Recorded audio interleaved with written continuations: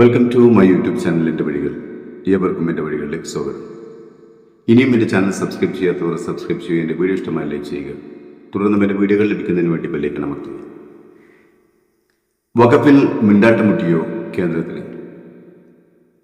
2 ദിവസമായി നമ്മുടെ സുപ്രീം കോടതിയിൽ കേന്ദ്ര സർക്കാരും മുസ്ലിം സംഘടനകളും ചില ജനാധിപത്യ ശക്തികളും യുദ്ധത്തിലായിരുന്നു. ഒരു ഭാഗത്ത് രാക്ഷസപ്പടയും മറുഭാഗത്ത് ദേവസേനയും. യുദ്ധം ഇപ്പോൾ തൽക്കാലത്തേക്ക് നിർത്തിവെച്ചിരിക്കുകയാണ്. വിശ്രമവേളയിൽ അല്പം വിജയം ദേവസേനയ്ക്ക് തന്നെ. ഈ 2 ദിവസത്തെ ഏറ്റുമുട്ടലിനൊടുവിൽ സുപ്രീം കോടതി ഒരു ഇടക്കാല ഉത്തരവിന് സമാനമായ വിധി പുറപ്പെടുവിക്കുകയുണ്ടായി. അതിലേറ്റവും കാതലായത് വഖഫ് നിയമം അതിനെ തൽസ്ഥിതിയിൽ തുടരുക എന്നുള്ളതാണ്. ഇതുവരെ വഖഫ് അയക്കുന്നതൊന്നും തന്നെ ഡിനോട്ടിഫൈ ചെയ്യരുത്. വഖഫിൽ പുതിയ നിയമനങ്ങൾ പാടുള്ളതല്ല. അഥവാ വല്ല നിയമനങ്ങളും നടന്നാൽ അത് അസാധുവായിരിക്കും. കൂടാതെ എക്സ് ഒഫീഷ്യോ അല്ലാത്ത ആരും അമുസ്ലിമായി വഖഫ് ബോർഡിലോ വഖഫ് കൗൺസിലിലോ ഉണ്ടായിരിക്കാൻ പാടുള്ളതല്ല. പുതിയ വഖഫ് ഭേദഗതിയിൽ വഖഫ് വസ്തുക്കൾ രജിസ്റ്റർ ചെയ്യണമെന്ന് വ്യവസ്ഥയുണ്ട്. എന്നാൽ വഖഫ് ബൈ യൂസർ പ്രകാരം ദീർഘകാലമായി നിലനിൽക്കുന്ന വഖഫുകൾ എങ്ങനെ രജിസ്റ്റർ ചെയ്യും എന്ന് കോടതി ചോദിച്ചു. 13-ാം നൂറ്റാണ്ടിലും 12-ാം നൂറ്റാണ്ടിലുമൊക്കെ വഖഫ് ചെയ്ത സ്വത്തുക്കൾ ഇന്ന് കൃത്യമായ രേഖകൾ ഉണ്ടായിരിക്കണമെന്ന് അത് കാലാകാലങ്ങളായി ഉപയോഗിച്ചു പോരുന്നു എന്നതുകൊണ്ട് ഇന്നും വഖഫായി തുടരുന്നതാണ്. പുതിയ നിയമം പ്രാബല്യത്തിൽ വന്നാൽ അതെല്ലാം വഖഫ് അല്ലാതായി മാറും. പല വഖഫ് സ്വത്തുക്കളും ഇപ്രകാരം വഖഫ് ബൈ യൂസർ ഗണത്തിൽപ്പെടുന്നതാണ്. വഖഫ് ബൈ യൂസർ ഗണത്തിൽപ്പെടുന്ന സ്വത്തുക്കൾ ഡിനോട്ടിഫൈഡ് ചെയ്യാൻ സർക്കാർ ഉദ്ദേശിക്കുന്നുവെങ്കിൽ അത് വലിയ പ്രശ്നങ്ങൾക്ക് കാരണമാകുമെന്ന് കോടതി ചൂണ്ടിക്കാട്ടി. കാരണം ഇന്ത്യയിലെ ഒട്ടുമിക്ക ദർഗകളും മസ്ജിദുകളും വഖഫ് ബൈ യൂസർ ഗണത്തിൽ പെടുന്നവയാണ്. ഇനി പുതിയ ഭേദഗതി പ്രാബല്യത്തിൽ വന്നാൽ ഡൽഹി ജുമാ മസ്ജിദ് അടക്കം നിരവധി പള്ളികൾ പൊളിക്കാൻ സംഘികൾക്ക് ആരെയും പേടിക്കേണ്ടി വരില്ല.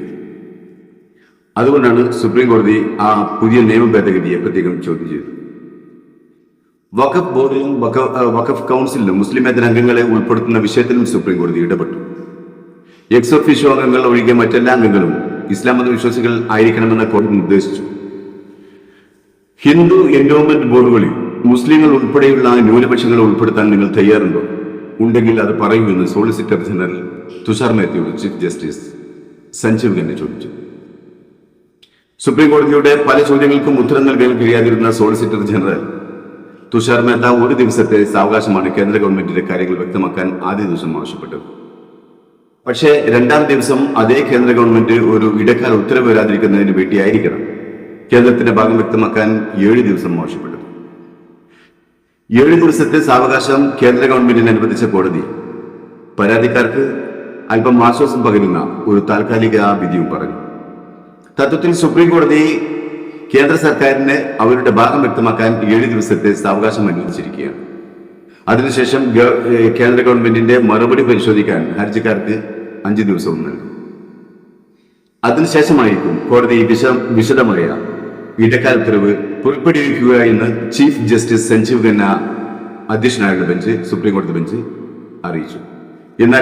എന്നാൽ ഇടക്കാല ഉത്തരവിൽ ഭരണഘടനാ ലംഘനം ഉണ്ടായെന്ന് ഹർജിക്കാർക്ക് ബോധ്യപ്പെട്ടാൽ കേസുമായി അവർക്ക് മുന്നോട്ട് പോകേണ്ടി വരും. വഖഫ് നിയമത്തിലെ പുതിയ ഭേദഗതികൾ ഇന്ത്യൻ ഭരണഘടനയുടെ ആർട്ടിക്കിൾ 26 നഗ്നമായ ലംഘനമാണെന്ന് സുപ്രീം കോടതിയിലെ മുതിർന്ന അഭിഭാഷകൻ കപിൽ സിബൽ നേരത്തെ സുപ്രീം കോടതിയിൽ തന്റെ ഹർജിയിൽ വ്യക്തമാക്കിയിരുന്നതാണ്. കപിൽ സിബൽ മുന്നോട്ട് വെച്ച സുപ്രധാനമായ ഒരു നിയമപ്രശ്നം ഒരു മതത്തിന്റെയും അവകാശങ്ങളിൽ ഇടപെടാൻ പാർലമെന്റിന് അധികാരമില്ല എന്നതാണ്. ഒരു മതം അവരുടെ വിശ്വാസത്തിലോ ആചാരത്തിലോ എന്ത് ചെയ്യണമെന്നും എന്ത് ചെയ്യരുതെന്നും നിഷ്കർഷിക്കാനുള്ള അവകാശം പാർലമെന്റിനില്ല എന്നുള്ളതായിരുന്നു. മാത്രമല്ല വഖഫ് എന്നത് ഇസ്ലാമിന്റെ അതിശ്രേഷ്ഠമായ ഒരു ആരാധനയുടെ ഭാഗം കൂടിയാണ്. അതുപോലെ തന്നെ വഖഫ് ചെയ്യുന്ന വ്യക്തി 5 വർഷം പ്രാക്ടീസിംഗ് മുസ്ലിം ആയിരിക്കണമെന്ന നിയമമാണ് പുതിയ ഭേദഗതിയിലുള്ളത്.